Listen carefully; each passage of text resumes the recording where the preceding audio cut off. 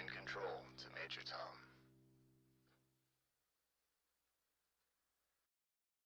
We are the space robots. We are here to protect you. We are here to protect you from the terrible secret of space. We are the space robots. We are here to protect you. We are here to protect you from the terrible secret of space. I am the Booker robot. I shove around to blind people. We are here to protect you. We are here to protect you from the terrible secret of space. We are the space robots. We are here to protect you. We are here to protect you from the terrible secret of space. We are the space robots. We are here to protect you. We are here to protect you from the terrible secret of space. I am the Booker robot. I shove around to blind people. We are here to protect you. We are here to protect you from the terrible secret of space. Space has a terrible power. We are here to protect you from the terrible secret of space. Space has a terrible power. Do you have stairs in your house? We are here to protect you. Pushing will protect you. Pushing will protect you from the terrible secret of space. That is incorrect. Shoving will protect you. Shoving will protect you from the terrible secret of space. Do not trust a shover robot. Shoving is the answer. We are here to protect you. Do not trust a pusher robot. He is malfunctioning. We are here to protect you. We are the space robots. We are here to protect you. We are here to protect you from the terrible secret of space. We are the space robots. We are here to protect you. We are here to protect you from the terrible secret of space. Wow. That is amazing. That is amazing. That is amazing. That is amazing. That is amazing.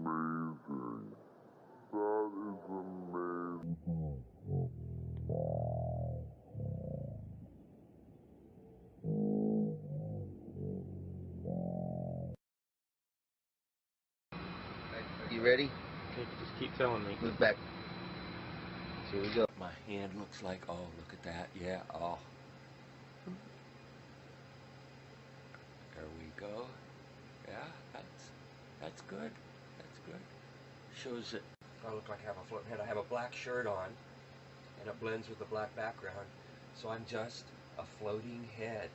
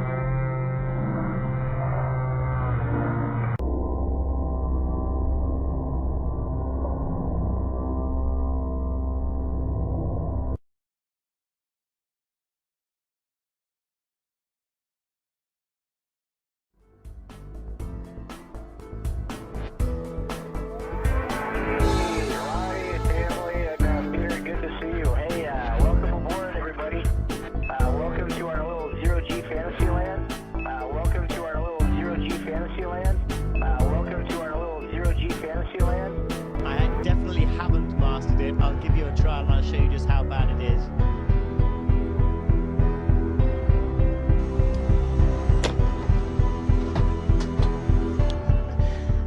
Practice makes perfect. At first this looks like a full motion scene to me, but on closer inspection I think this is a suspended mode scene. When it's sped up you can kind of see them swinging, and it has the same backdrop as the other suspended mode scenes. And then there's this weird part. Rick Mastracchio puts out his hand and he moves forward. Maybe he's using his feet to wedge himself forward somehow, but it doesn't look like it. The floor is smooth. His foot is behind that blue handle that's attached to the floor that he keeps both of his feet under and keeps shuffling back and forth on. He sticks his left hand out and then he just moves forward. He is Superman. That's how Superman moves forward. He sticks out his arm and he flies. The extended mode is much quieter than the full motion mode. In full motion mode, you can actually hear the sound of the jet engines, the engines of the airplane. In every single scene of full motion mode, in every segment of the International Space Station, you can hear this loud sound, the sound of the jet engines. You could argue that it's the air conditioning system. Not even an office air conditioner is that loud. And why is there a loud sound in every segment of the International Space Station? That's because no matter how soundproof you make it, you can't filter out all of the sound of the jet engines. An airplane is just too noisy. You can put noise-cancelling headphones on when you're on a plane, and that doesn't stop the sound from getting through. It muffles it. They also use microphones that don't pick up very far away. If you have a look at this scene here, you can see that when the microphone's in the middle, pointing towards the guy in the middle, you can't hear the sound of jet engines as much, but when the microphone goes to the guy on the side, you can hear the sound of jet engines. To destinations beyond Earth orbit. Right now, we only can fly in Earth orbit. We only can fly in Earth orbit. That's the farthest that we can go. We only can fly in Earth orbit. That's the farthest that we can go. Tell me what it's like to be in space. What's it like to be in space? Well, it's a lot like being in the pool here. Leo Enright from Irish Television. The unmanned spaceflight website has coordinates for the landing that go down to something like 5 decimal points. I just wanted to confirm with you that you do have those sort of coordinates. And am I reading those coordinates correctly when I see that it looks as though you've landed within 500 meters of the skirt around the mountain? That, I mean, you're really very close to the mountain at the closer end in the landing ellipse, and possibly within striking distance of the phyllosilicate trench. I can't confirm that. My estimate, I'm looking for somebody, yes, there's somebody in the audience here who has that in the tip of their noggin.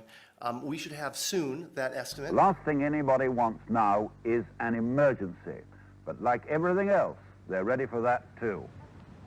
Once the crew are on board, if it looks as if they're in danger, they get out and head down this tube, specially insulated against fire, and zigzagging down not to some point out and away from the rocket, but to an escape room exactly where you'd think it shouldn't be.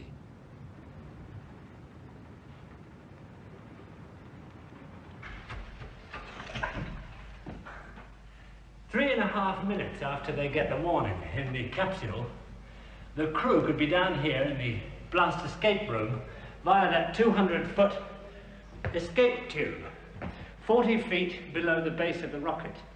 They find themselves in a totally rubber room, walls and floors, and they head for safety through a 6-inch steel door. Once they're behind that door, it doesn't matter what comes down this tube behind them.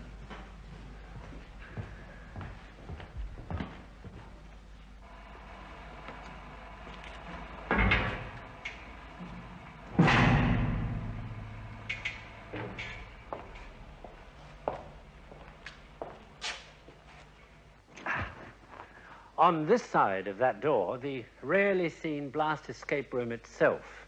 It's totally isolated from everything around it by a series of 24 giant springs underneath the floor and shells all round it of steel, concrete, and sand. It contains enough food, water, and air for 20 people for up to 24 hours, and it's all around the edge. There are these foam rubber shock-absorbing seats, as you can see. The room is built to withstand the simultaneous explosion of every drop of fuel on a Saturn V.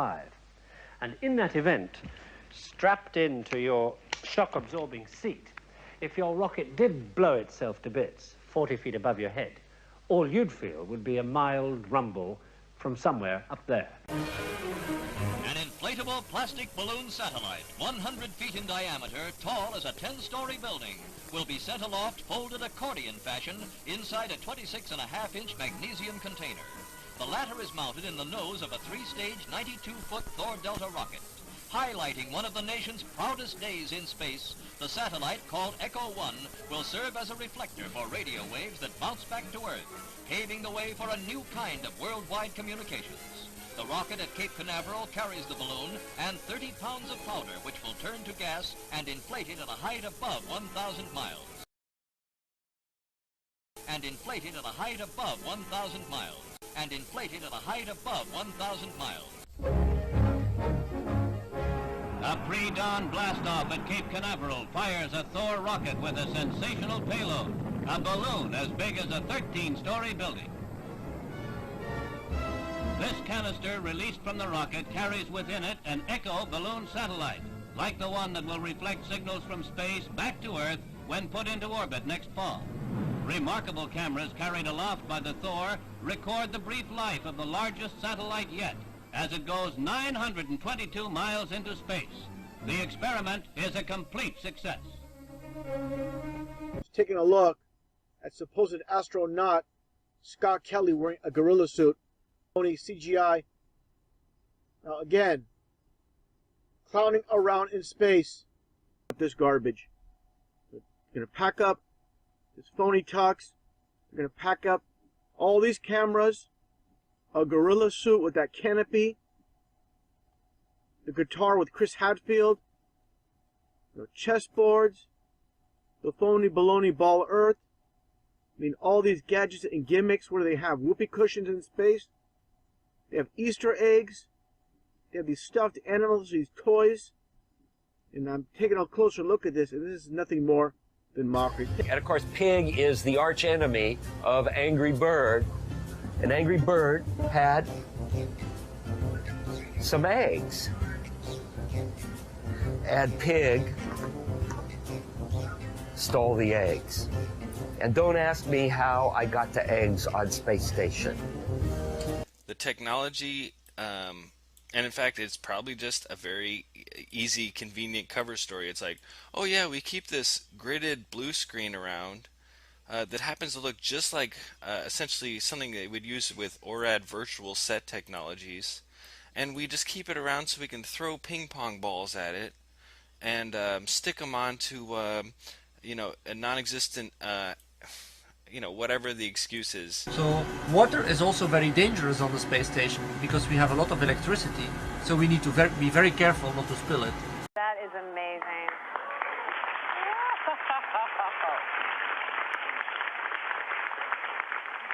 So I'm curious, because I know you have kids at home, how do you stay close to your kids? Oh, wow. So water is also very dangerous on the space station because we have a lot of electricity, so we need to be very careful not I'm just putting some hot water, squirting it onto my scalp, and I have a mirror here so I can kind of watch what I'm doing. Sometimes the water gets away from you, and you try and catch as much as you can. Wilmore will install a protective plate over that location that will be flush to the surface. When you looked up at the sky, could you actually see the stars and the solar corona in spite of the glare? We were never able to see stars from the lunar surface or on the daylight side of the moon by eye without looking through the optics. I don't recall during the period of time that we were photographing the solar corona what stars we could see. I don't remember seeing any. And interestingly, National Geographic was one of the prime media to present photographs of astronauts cavorting on the moon. So to summarize, what American citizens are confronted with is this enormous propaganda machine.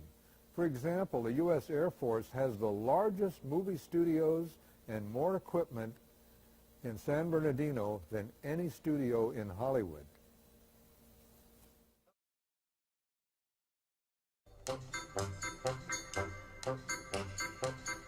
I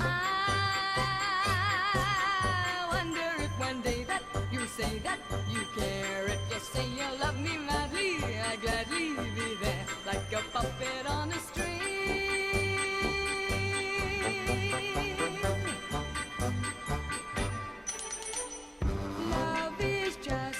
a merry-go-round with all the fun of the fair. One day I'm feeling down on the ground, then I'm up in the air. Are you leading me on?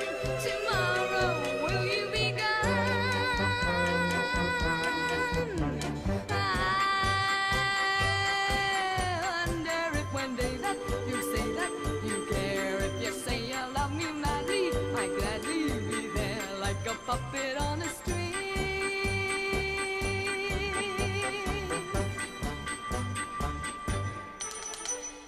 I may win on the roundabout, then I'll lose on the swings. In or out, there is never a doubt just who's pulling the strings. I'm all tied up in you, but where's it leading me to? I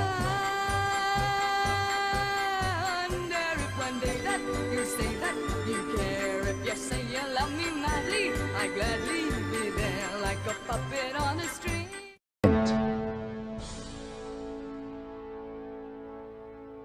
And again, run slowly.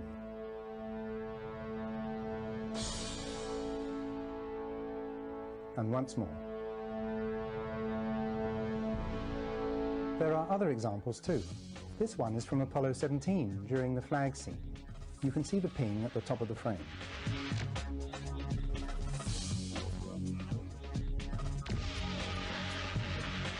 In this footage from Apollo 16, we have telltale evidence of a slightly floating or dangling effect at the jump salute location.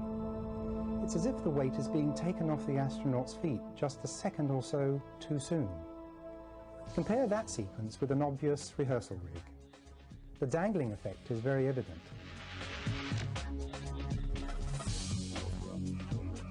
And here again, from the same mission, Apollo 16, we have an astronaut who is about to get up.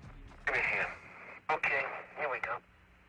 Let me give you a hand, he says. There goes bag. There goes another bag. Bag. Coming.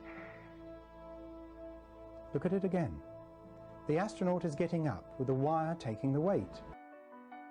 When I was talking with the gentleman from Belcom, and we were discussing the lie, everything he was telling me was different from what we were being told was the truth. And at one point I asked him, I said, man, you guys, you lied about a lot, didn't you? And instantly he said, no, we didn't lie about certain things. We lied about everything. None of it was true. We only have one window that has a view of the Earth, and it's filled up with a TV camera. If the window was completely filled up with a TV camera, as he stated, then an astronaut's arm would not be able to get between the camera and the window, as it obviously does here in this outtake. South America becomes invisible just off beyond the Terminator or inside the shadow. You can also notice how the astronaut operating the camera reacted to the mistake by attempting to pan away from it. Blue gas, see white bands of major cloud formations across the Earth. This is a segment that they believed wasn't even being recorded, much less suitable for broadcast, for the lens was being zoomed out and the scene was being changed to that of an interior of the astronauts at work, and apparently the stop button popped back up on the recorder without notice. Here is the diffused work light that they used to see camera controls, but not throw light onto the spacecraft's wall. Here they remove part of the crescent insert.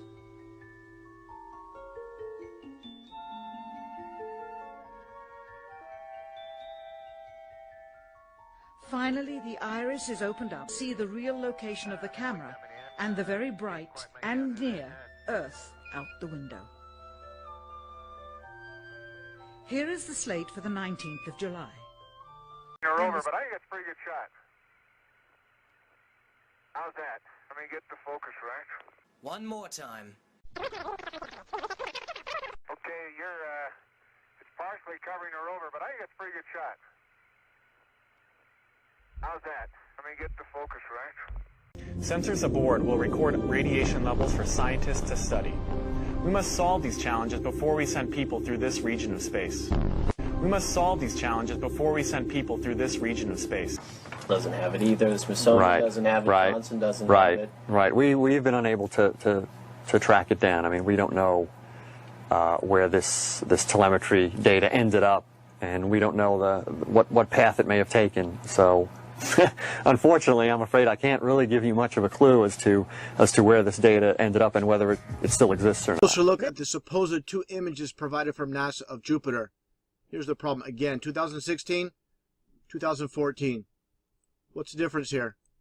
Well, the difference is they added the supposed auroras on the north, and this is nothing but a Christmas tree. Give me a break. Take a look here. I mean, all the clouds are in the same exact position. Just the 2016 image is a bit, I would say, darker. This is a bit lighter in 2014. Here's a side-by-side. I mean, people can't see what's taking place here with NASA. Nothing more than fakery. I mean, give me a break. This is a complete insult. If you have a brain in your head. Droppo! Droppo, you rascal, where are you?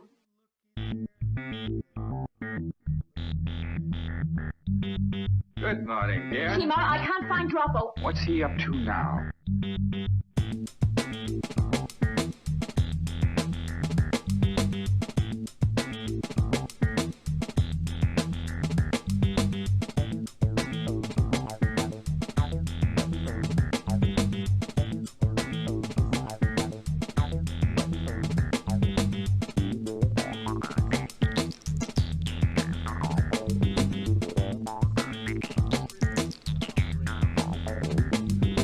Papa.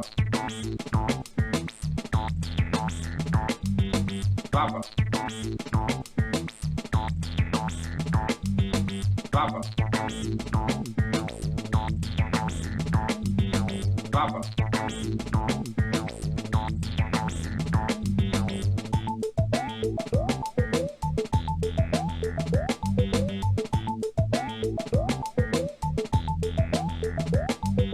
Droppo, you rascal, where are you? Droppo, you lazy good-for-nothing, where are you? Droppo, you rascal, where are you? Droppo, you lazy good-for-nothing, where are you?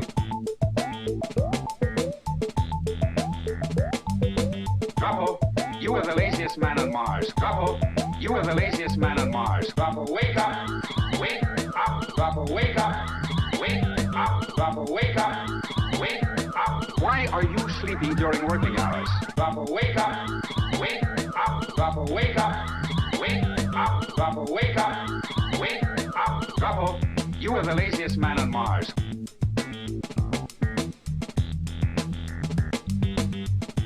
Stand up! Stand up! Stand up! Stand up!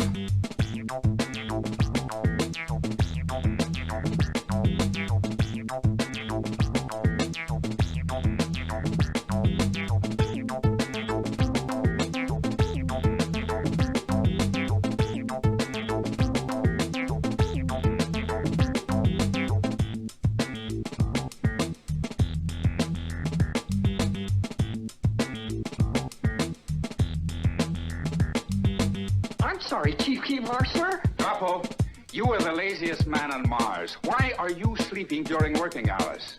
I wasn't sleeping, Chief. It's just that I haven't been able to sleep these last few nights. I forgot how. So I was just practicing. Well, I suggest you practice doing your work.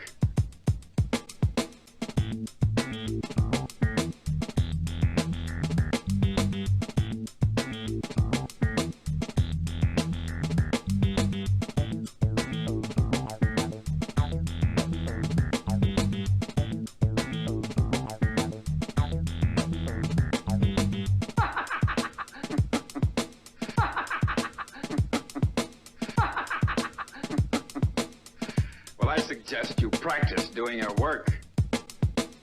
Visit the moon of Mars.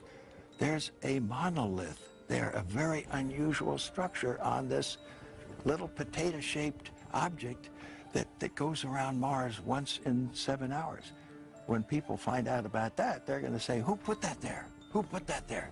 Well, the universe put it there. If you choose, God put it there. Maybe.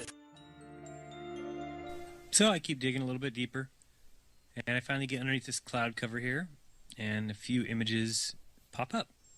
And I say, oh, images, what are they? Well, this is what you got, which I'm sure that looks familiar to you, right? Looks just like the pictures they give us of Mars. So I'm just kind of creeping around here and definitely noticing the same kind of undulation changes and same kind of rock, same kind of dirt. Only thing that's missing is that nice little red tint that they pay somebody $150,000 a year to put on there. Right? Whose orange Hummer is this? Okay, that looks like a NASA symbol. Well, let's dig a little further because I can't really see anything on here other than certainly looks like a NASA symbol. And I can't read that. Tried. Cameras set up, tents, ATVs, food. They've been there a while. It's not a one-day trip. Got their antennas set up out in the middle of nowhere in Greenland. Another ATV, a leveler equipment. So I'll keep kind of going through here and see if it. What the?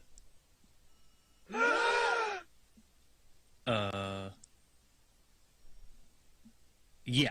So, I think I found out where Mars is, guys. It's just about 1,000 miles north of me. Not quite the distance that NASA says. But I can't find anybody who's in charge of this. They must be hiding behind these rocks. Oh, no, there they are out in front of everybody. Just standing there. Lovely. Clown number 1, clown number 2, and clown number 3. This thing's just driving around taking pictures. Unbelievable. Actually, if you ask me, it's quite believable.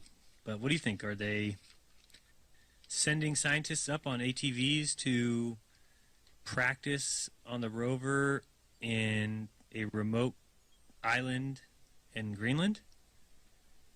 I doubt that, highly.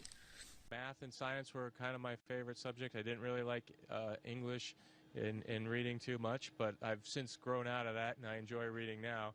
And I played a lot of sports. And all of that happened in a little town called York, Maine, across the United States from where we're talking to you right now. Or watch it in slow motion. I'll kind of point those out, but just so you know, be prepared for those. Now, pay close attention to this helium balloon. Oops, did I say that? I meant shuttle. I want you to pay close attention to the launch pad below, and I'm sure you've seen before the roll program that the shuttle goes through, or it rolls onto its back.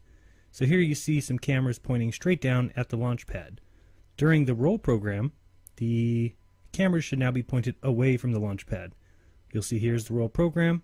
You'll see the sky changing as it rolls. Now let's see where the cameras are pointed. Well, what do you know? Pointed directly at the launch pad, exactly where it took off from.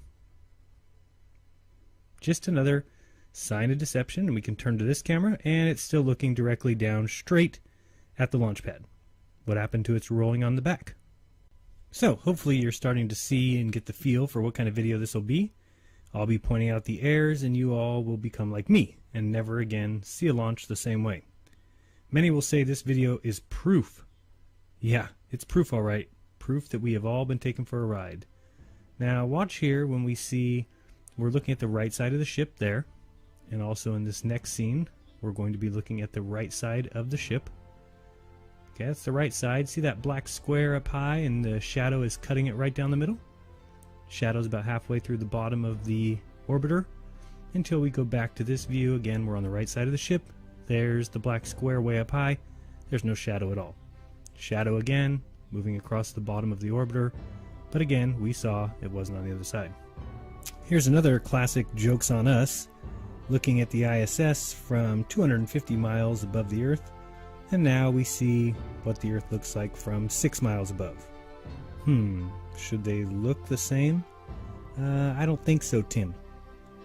But, speaking of Tim, let's watch Tim Peake fake his trip to space. Now remember, that little tip there at the top, that's where the astronauts are supposed to be. In a moment, we'll take a look inside, and we'll have a view from that point. Do you think it matches what we should see? Of course, not a chance. Now as we watch this, do you see the fire coming out of the left side? Where is that fire coming from? Well, I'll explain this shortly, but that is a projection error or a projection miscalculation. So we will watch this again in slow-mo, and please make a note. When I do slow down a video, I want to let you know, so if you look into the upper left-hand corner, you'll see a little slow-mo icon, and that's the way you know that I've slowed something down. Again, we can look at the fire that is coming out of the left side of the rocket. Certainly not coming from where it's supposed to be, and it'll slowly kind of disappear as the rocket turns. But I will show you that shortly and why I call that a projection issue. Now, we continue watching Tim Peake and his colleagues and fellow astronauts, Liza Lott and Loda Bull, and they continue on their little flight there. Now, right there, if you looked real carefully, you would have seen the white tip fly out. We're going to watch this in slow motion again because it is some horseshit. Again, if you just look at this part here, if that is flying up and out to space, why is it that the items that are falling when they're jettisoned are actually keeping up with the height of it? It's because by this time, the item is going down. Here we are in slow motion. You'll see the white tip has already popped out, and then we got a disappearing act followed by this thing speeding up and doing who knows what before these four things are jettisoned. It is some unadulterated deception, a crazy lie, and yet people believe it. You'll see there, you can still see the tip way down below everything else because everything is falling into the ocean. Indeed. Watch this again. So you got your white piece already down below. It's already been separated. The tip where the astronauts are, we get the disappearing act, then it flies forward, then you get the jettison. And what do you know? Deception wrapped up in a pretty little bow. Here we're going to watch it just one more time so you can see right here as we pause it at the disappearing act. Where did everything go? I don't know. Guess they went to orbit or space or something. You know how that goes. And then it comes back.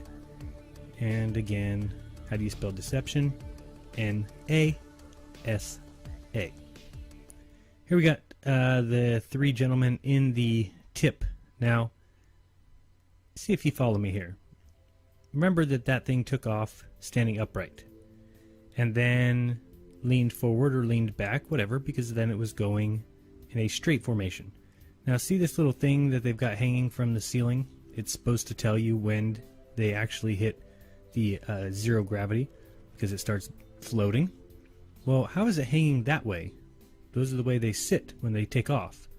So wouldn't they be faced forward now that the tip has popped off and they're going vertical? Well, one would think so. But you'd be wrong because this is just another example of nonsense. Same thing with the little shadows that are in there, but mostly this thing hanging down, how would it be hanging in that exact formation if that's the way they took off? Another sign of a lie, of some bullshit.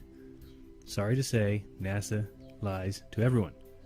Here in a second we're going to actually see this craft hit so-called gravity. You'll see that pen jump up and watch where it ends up. Now pay attention to kind of where it's at on the seatbelt there. The part where the ink would be was kind of right up high there under his armpit. So do keep an eye on that little dangly doohickle there. It is going to be important if you look at its location.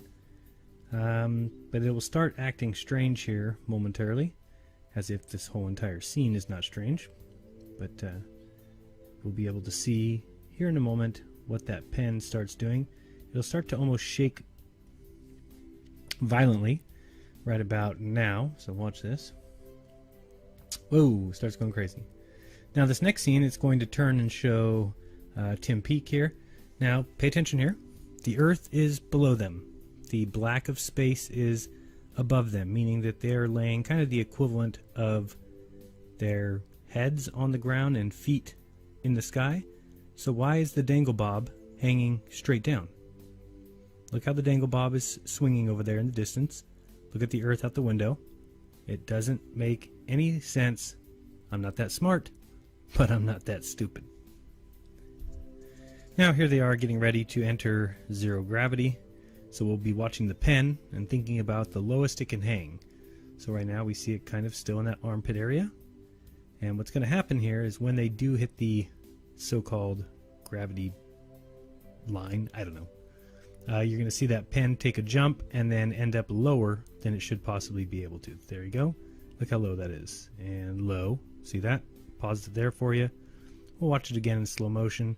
Of course, these are the little things nobody else notices unless you have problems. Deep, deep problems like yours truly. We have to introduce the concept of free fall. So let's use this model of the Earth. And let's enlist the help of a friend, Taxi. You might know her. Ladies and gentlemen, if you didn't figure out by now, I'm going to be the first man to actually tell you this, that teleportation is officially real. We are live in the ISS, and guess what? Teleportation is real. Let's go back and relook at that clip again. You see it now, watch. Oh, wait. See, this, ladies and gentlemen, should let you know that this is only done through the usage of chroma key. This is chroma key technology. This is green screen or blue screen technology. That's what is being utilized here. This is simply virtual reality that is actually being fed to you, and you're taking this virtual reality, making it the reality. When in fact, all this is simply just virtual CGI, computer-generated images that are simply being utilized to aid with these missions of the ISS. Now, I'm going to make this as short as I can.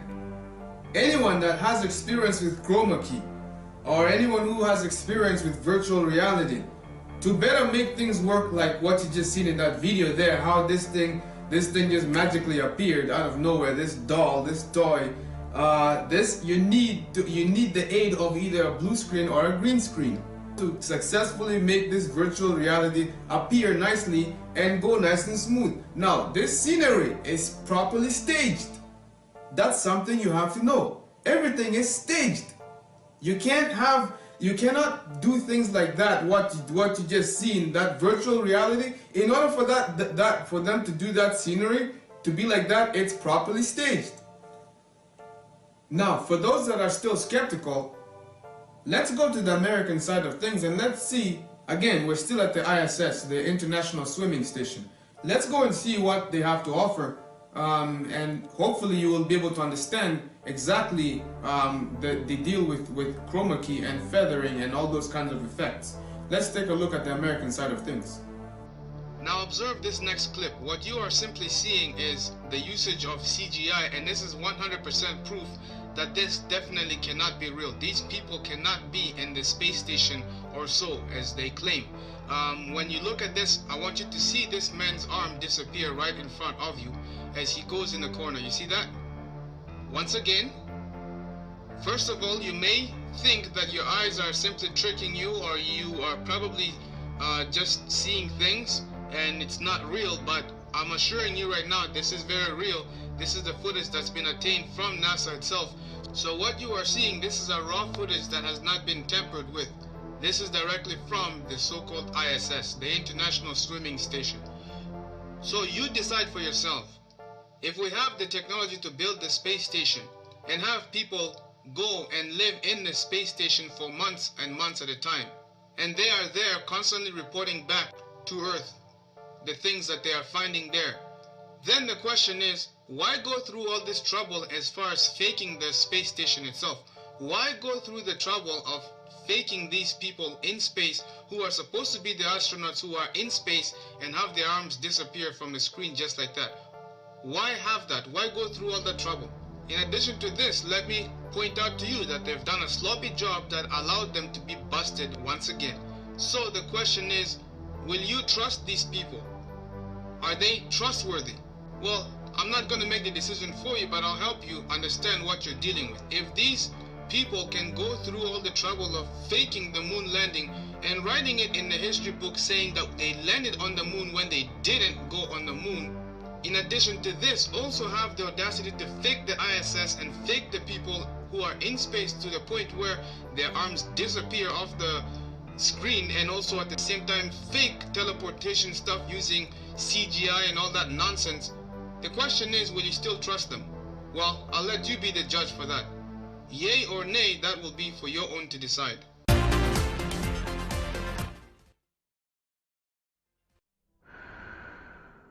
So this has been something that's been nagging away at me for quite a few weeks now. One of my more recent little obsessions, if you will.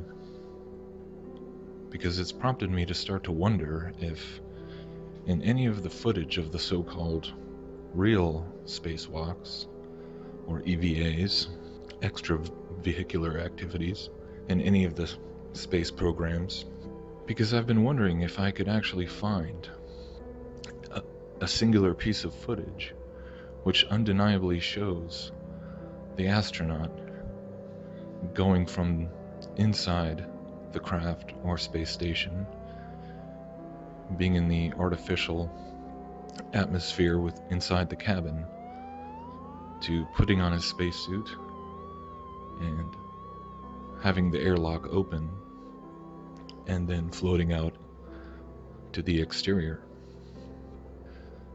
You would think that this would be a simple enough piece of footage to find. After all, 2015 marked the 50th anniversary of the first EVAs in history. That's 50 years of spacewalks now. And you'd think that there should be copious amounts of footage from handheld cameras or other cameras showing uncut, unedited, continuous shots of any astronaut going from within the cabin outside into space. So this is what I've been looking for, scouring as much footage from the early Gemini and Russian EVA missions to Apollo to the space shuttle and then on to the Mir and International Space Station missions. And sure enough, I can't say that as of yet I found anything which represents this kind of unedited, continuous shot. We can find lots of footage taken from outside, showing the astronauts supposedly exiting the hatch.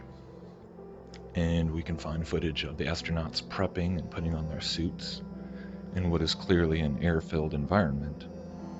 But the question of trying to find something which shows them undeniably going from the interior pressurized cabin out into the vacuum of space, for the life of me I cannot find this.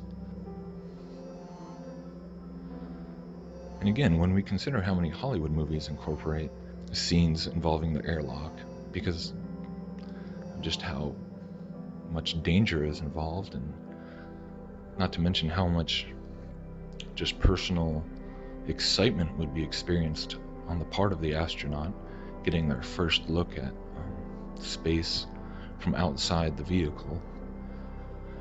It's really hard to comprehend that no one ever considered capturing such a piece of footage. If I were to come across footage that seemed to undeniably show this, it'd be really hard to explain it away. It would be a really difficult thing to fake. And that's the whole point. Because if you are familiar with all the kinds of critical observation that has been done on things like the ISS or so many of these other space missions involving space bubbles and harnesses and all these very peculiar anomalies, it makes a lot of sense. Because obviously the ways that they are having to try and fake the interior shots of the ISS or any other spacecraft or space station with simulated zero gravity would be quite different from the ways that they fake the outside shots using blackout pools and things like this. So going seamlessly from an interior shot in an air-filled cabin to a pool filled with water obviously would pose a whole host of problems. So one thing I found that was very interesting was this sequence showing an episode which I believe occurred on the Russian Mir space station. And apparently this was a very harrowing ordeal because there was a malfunction with the airlock. And the astronauts came back in from an EVA and were unable to secure the door all the way and repressurize the cabin.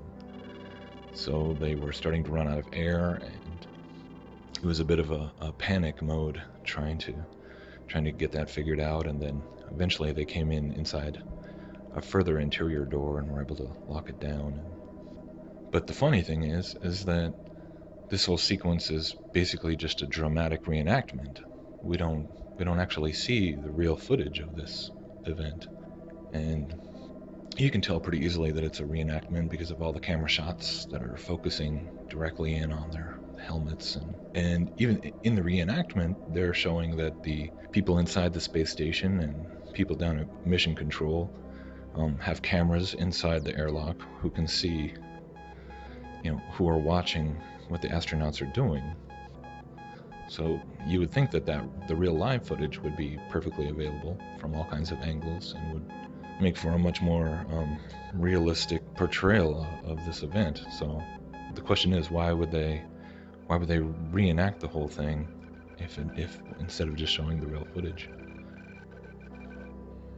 So by itself, I suppose this whole question might not be a definitive proof all by itself that they are indeed faking these spacewalks and space stations and everything, but I find it to be another very interesting example of these kinds of proofs by way of omission.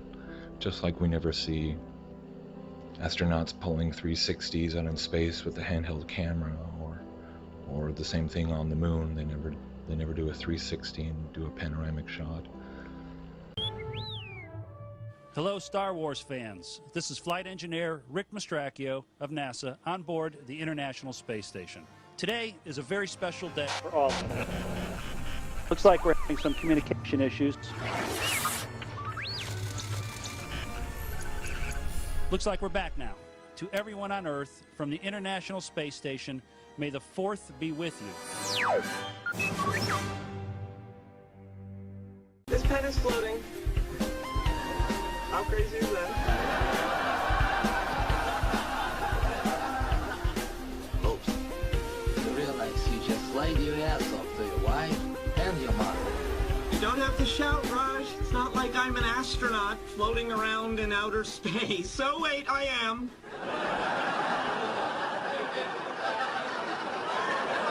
So, is it everything you hoped it would be? It's better.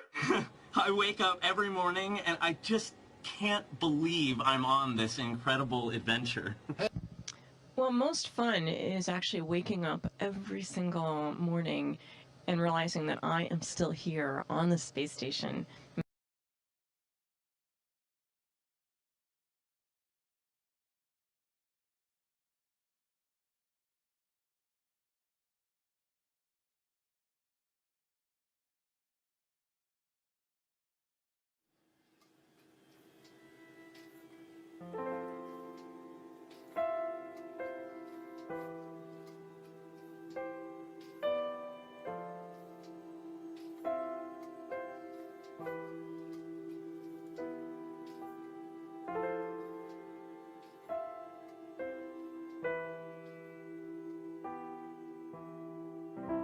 Ground control to Major Tom.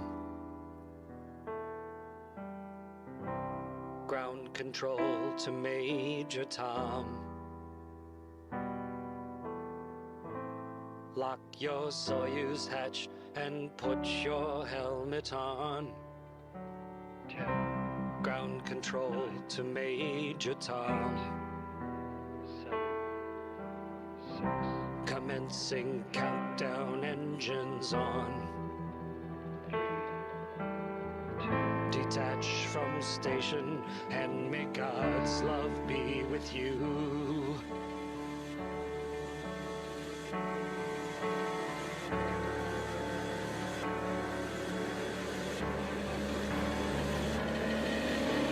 This is ground control to Major Tom.